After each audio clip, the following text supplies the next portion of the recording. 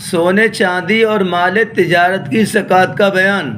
سونے کا نصاب اور چاندی کا نصاب۔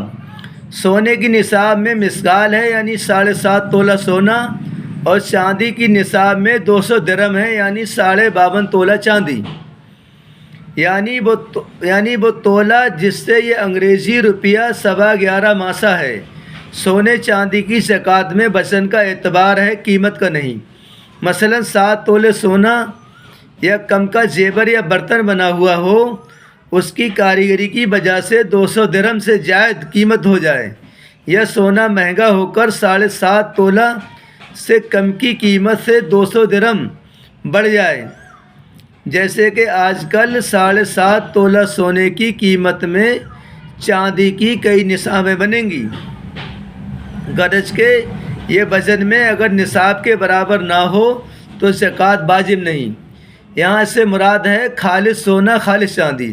اگر کسی کے پاس خالص سونا ہے اور چاندی بالکل نہیں ہے تو اس سے مراد ہے کہ 7.5 تولہ سونا سے اگر کم ہے تو اس پہ زکوٰۃ واجب نہیں، اور اگر چاندی بھی ہے تو اس سے نصاب چاندی سے بنائی جائے گی۔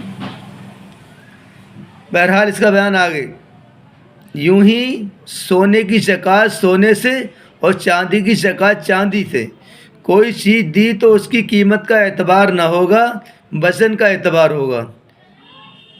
کام اور کاریگری کی وجہ سے قیمت بڑھ گئی ہو، فرض کرو کہ 10 آنا بھر چاندی بک رہی ہے اور زکوٰۃ میں 1 روپیہ دیا جو 16 آنے کا مانا جاتا ہے، تو زکوٰۃ ادا کرنے میں وہ یہی سمجھا جائے گا کہ 11.25 ماسہ چاندی دی۔ یہ 6 آنے بلکہ کچھ اور اوپر روپے کی قیمت زائد ہے وہ لگی ہوئی ہے۔ مسئلہ جو کچھ کہا گیا ہے کہ زکوٰۃ ادا کرنے میں قیمت کا اعتبار ہے، تو اس سے مراد یہ ہے